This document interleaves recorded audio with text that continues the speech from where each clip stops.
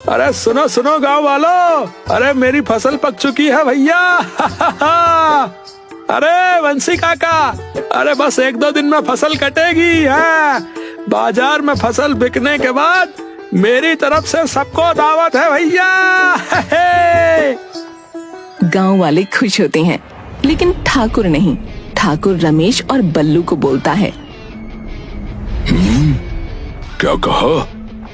अगर इसकी फसल बिक गई तो तुम दोनों का क्या होगा? सोचो, तुम दोनों बस फसल बोते रहे और देखो फल ये ले गया। रमेश और बल्लू का चेहरा मायूस हो जाता है और ठाकुर वहां से चला जाता है। अगले दिन सुबह हरिया अपने घर में सो रहा है, तभी उसको बूंदाबांदी की आवाज आती है। हरिया उठकर देखता है तो हैरान रह जाता है, क्योंकि बारिश बहुत हो चुकी है। उसकी आधी फसल पानी में डूब चुकी है। अरे अरे नहीं, अरे अरे ये नहीं हो सकता। अरे नहीं नहीं नहीं, मैंने कर्ज लेकर ये फसल बोई थी। नहीं। अरे हरिया, अरे चिंता ना कर भाई, भगवान के घर देर है पर अंधेर नहीं। इस बार फसल गई, अगली बार सब दुगना होगा भाई, है? हाँ ठाकुर जी, आपकी बातों में तो इतनी मिठास टपक रही है कि आपकी बातों के आगे तो चीनी फीकी पड़ जाएगी। हाँ। भैरव लाल के चेहरे पर हल्की चिढ़ साफ झलकती है। हरिया अपने टूटे फूटे खेत की मिट्टी हाथ में उठाकर देखता है। बारिश की बूंदें अब भी गिर रही हैं, जैसे आसमान भी उस पर तरस खा रहा हो। हे धरती मैया, अरे कुछ तो कर दो, वरना अब हल नहीं। अब की बार मैं ही बिखर जाऊंगा, बता रहा हूँ। अचानक आसमान से एक चमकदार रोशनी जमीन को हल्का छूती है, पर सब इसे बिजली समझकर नजरअंदाज करते हैं। हरिया के खेत के एक कोने में छोटा सा गड्ढा बन चुका है, लेकिन अब तक किसी की नजर उस पर नहीं गई। गर्मी तेज है। हरिया का मिट्टी का घर, बाहर टूटी खटिया, बगल में पुराना बैल और एक रस्सी पर सूखते कपड़े। उसकी बीवी गीता पतली सी रोटी बना रही है। जब देखो तभी यही हाल, न दाल न नमक, ऊपर से तुम हो जैसे कोई कर्जा खींचने वाली मशीन। अरे भाग्यवान, अब मैं क्या करूं बताओ, हैं? अरे फसल गई पानी में, बीज गया कीचड़ में और आत्मा गई बैंकों में। तभी दरवाजे पर जोर की दस्तक होती है। अबे कौन है?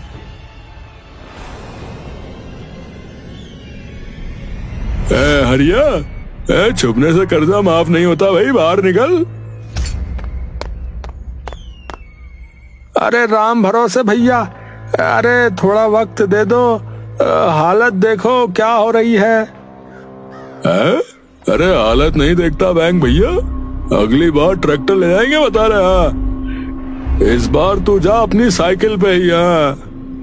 और वो जो बैल वाला है ना, वो भी काफी हेल्दी लग रहा है, बैंक में बेच देंगे। हाँ, बैल को मत घूरो बता रहा हूँ, वो भी तुम्हें बुरा कहने लगेगा नहीं तो। हाँ। बैल बोलेगा कर्जा तूने लिया, काटा मैं जाऊं। हाँ भाई, 1 हफ्ते का वक्त है, नहीं चुकाया तो सब उठा के ले जाएंगे बता रहे भैया। घर, बैल, खटिया, और अगर ज्यादा बोलोगे तो बीबी का चूल्हा भी। हाँ। गीता गुस्से से बेलन उठाकर दरवाजे की तरफ आती है। ओए राम भरोसे, ज्यादा हाँकने लगे तो इसी बेलन से लोन की किस्त निकाल दूंगी। अरे भाग्यवान, तू तो सरकार से भी तेज बेलन चलाती है। याद रखना हरिया, खेत गया अब घर जाएगा, और अगली बार बेलन नहीं बुलडोजर लाएंगे। तीनों निकल जाते हैं। हरिया की आंखें भर आती हैं। तुम चिंता मत करो जी, भगवान बड़ा है, कोई ना कोई रास्ता निकाल देगा। अरे रास्ता अब सिर्फ एक ही है राम, या तो चमत्कार हो जाए या फिर मैं। सूरज ढल रहा है। हरिया की आंखों में थकावट और हाथों में हल है। फटे कपड़े, पसीने से तरबतर। खेत एकदम नया जोता गया है। साफ मिट्टी की लकीरें, कुछ जगहों पर नए बीज। अरे राम, सब कुछ बेच दिया, बैल, घर का बर्तन, यहाँ तक कि छोटू की साइकिल भी। अब अगर इस बार भी फसल ना हुई तो। तभी आसमान में काले बादल उमड़ने लगते हैं। तेज हवा चलने लगती है। हरिया घबरा कर ऊपर देखता है। अरे अरे नहीं नहीं भगवान, अरे नहीं, अरे अब की बार मत करना राम जी, अब की बार नहीं। बिजली चमकती है। जोरदार बारिश शुरू हो जाती है। खेत की मिट्टी बहने लगती है। हरिया अपने बीज बचाने की कोशिश करता है, लेकिन तेज बारिश में फिसल कर कीचड़ में गिर जाता है। अरे अरे प्रभु, क्यों करते हो मेरे साथ ये सब, क्यों होता है? अरे अरे मजा आता है क्या भगवान? अरे गरीब को रुला के मजा आता है क्या है? मैंने कुछ नहीं मांगा प्रभु। अरे ना महल मांगा, ना गाड़ी मांगी, बस एक फसल मांगी, एक फसल, ताकि छोटू को 2 रोटी खिला सकूं भगवान। वो घुटनों के बल गिर पड़ता है। जमीन को पकड़कर रोने लगता है। सब कुछ चला गया प्रभु, सब कुछ चला गया। राम, अब क्या बचा है मेरे पास? क्या बचा है मेरे पास? बोलो, क्या बचा है मेरे पास? धीरे धीरे बारिश कम होती है और वो अचानक हल्की सी चमक महसूस करता है। मिट्टी के एक हिस्से में कुछ चमक रहा है। हरिया झट से नजरें साफ करता है, कीचड़ हटाता है और देखता है वहाँ एक छोटा हीरा पड़ा है। ये क्या है भाई? वो आसपास ध्यान से देखने लगता है। खेत की हर लकीर में, हर कोने में छोटे छोटे चमचमाते हीरे। ये फिर से? उसके होंठ कांपते हैं, आंखों से आंसू निकलते हैं, इस बार खुशी के।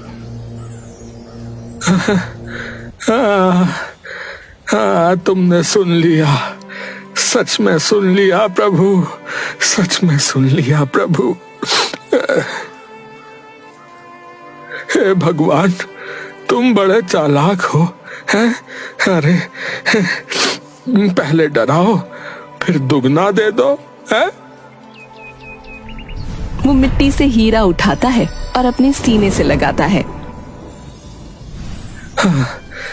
इस बार मैं संभाल लूंगा।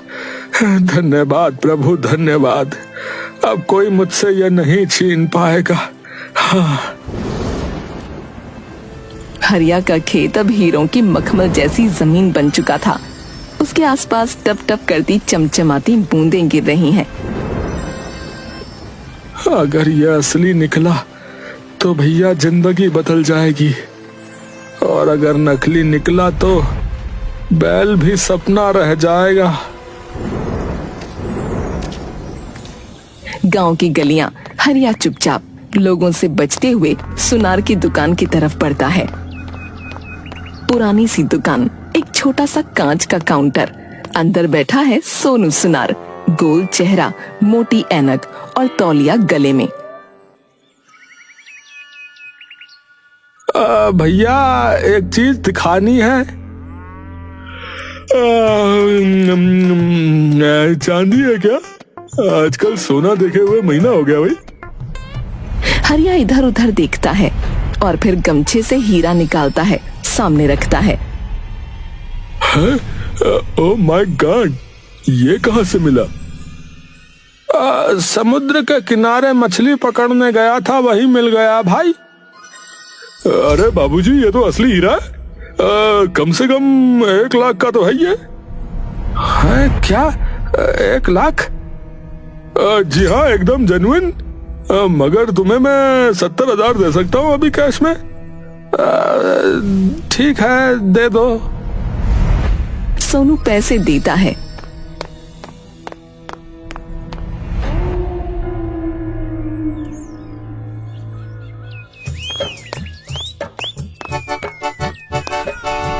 हर बार वो पैसे लेकर पहले कर्ज चुकाता, राम भरोसे को, फिर पिंकी को, घर की मरम्मत करवाता है।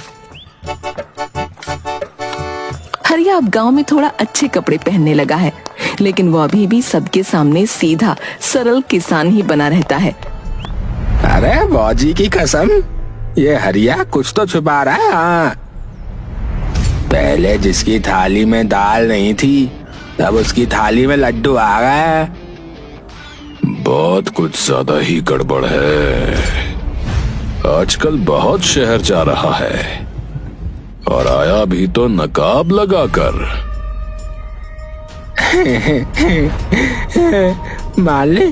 मालिक कहीं ये हीरे वीरे तो नहीं बेच रहा? तीनों ठहाका लगाते हैं, लेकिन अब उनकी आंखों में जलन भी है और चालाकी भी।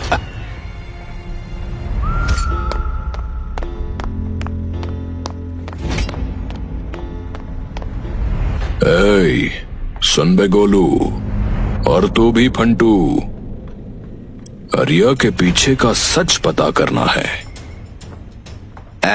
मतलब जासूसी है? मिशन हीरा शुरू करें?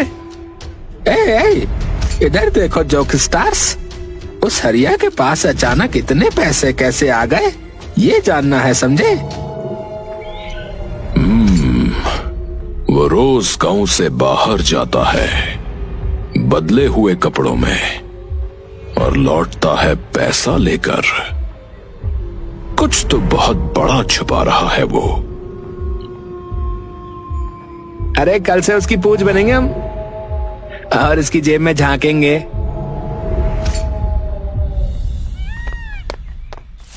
गोलू और फंटू झाड़ियों में छिपकर हरिया का पीछा करते हैं। हरिया खेत में मिट्टी कुरेद कर कुछ निकालता है। गोलू दूरबीन से देखता है। ए फंटू, वो क्या चमक रहा है बे? क्या चमक रहा है वो? है? क्या चमक रहा है? क्या? अबे हीरा यार। गोलू और फंटू हाँफते हुए वापस आते हैं। भैरव लाल, पिंकी और संजू सामने बैठकर इंतजार कर रहे होते हैं। मालिक, आपके खेत वाला हरिया हीरों का बाप बन गया है मालिक। अरे हीरे उग रहे हैं उसके खेत में जैसे मूंगफली। अब उसकी जमीन भी हमारी होगी, और हीरे भी। चलो दिखा दे उसे हम उसकी असली जगह। आज वो सब कुछ खोने वाला है।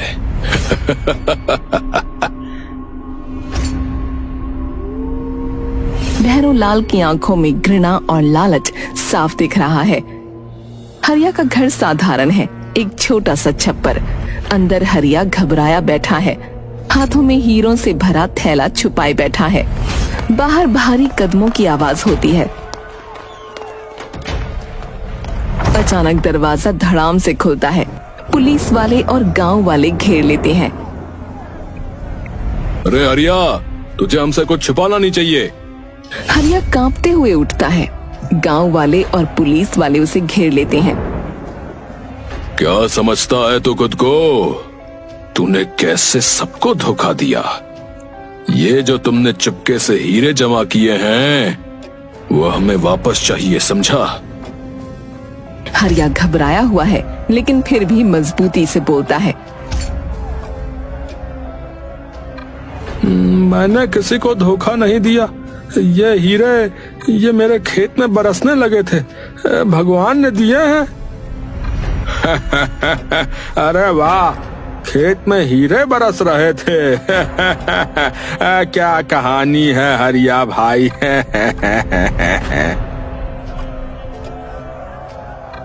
गांव वाले जोर जोर से हंसते हैं। अरे ये कोई बचकानी बात तो नहीं चलेंगी, समझा? तू चुपके से हीरे चुरा कर बेच रहा था और अब हमें तो अपनी मुसीबत का जिम्मेदार नहीं ठहरा सकता।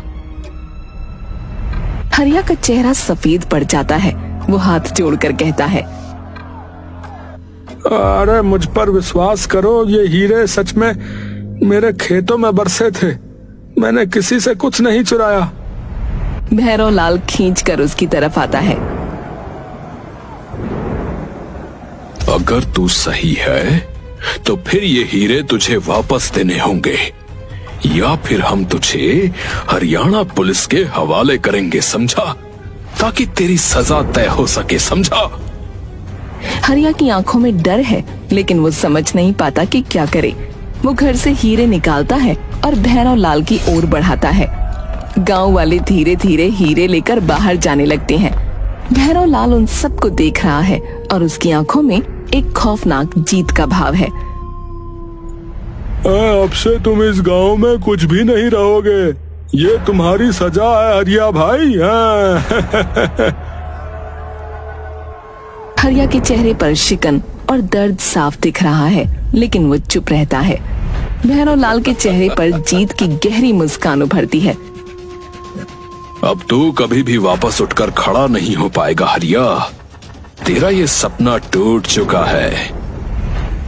फिर से गांव वाले मस्ती में अपने अपने रास्तों पर जाने लगते हैं और हरिया अकेला खड़ा रहता है। उसकी आंखों में खालीपन और टूटे हुए सपने का खौफ है। सूरज उगते हुए दिखता है। हरिया खड़ा है, लेकिन अब उसकी आंखों में किसी तरह की उम्मीद की चमक नहीं। उसके हाथों में खाली थैला है। कोई फसल नहीं है और उसने पूरी मेहनत से लगाई गई नई फसल को फिर से सूखा और बेमुरब्बत बारिश के कारण खो दिया है। उसके चेहरे पर विफलता और थकान साफ दिख रही है। दूर से भैरव लाल, पिंकी और संजू आते हैं हंसते हुए और हरिया को ताना मारते हैं। हाँ हाँ, अब तेरे खेत में पानी की बारिश आ गई ना। हीरे तो अब नदारद हो गए। अब क्या करेगा तू? क्या खेती करेगा?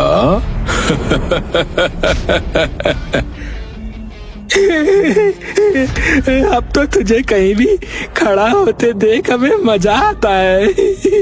हरिया भाई, वैसे क्या तुझे लगता था कि हरिया बनके तू अमीर हो जाएगा? बोल बोल। अचानक एक सुबह जब सूरज की रोशनी खेतों में फैल रही होती है, हरिया अपने खेत में कुछ खोदी हुई मिट्टी देखता है। वो हैरान होकर रुक जाता है। अरे राम जी, ये क्या है? और पाता है कि एक गहरा गड्ढा उसके खेत के बीचों बीच बन गया है।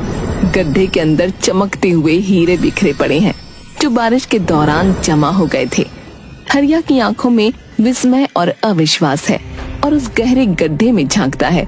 उसके अंदर हीरे पूरी तरह से सजे हुए हैं, मानो कोई खजाना हो। कुछ महीने पहले जब बारिश हो रही थी, उसी समय हरिया अपने खेतों में काम कर रहा था। अचानक खेत में बारिश के पानी के साथ हीरे गिरने लगे थे। वो उन हीरों को देखता है, पर वो ये नहीं समझ पाता कि ये आखिर है क्या। उसके बाद उसने उन हीरों को खेत में छुपा दिया था।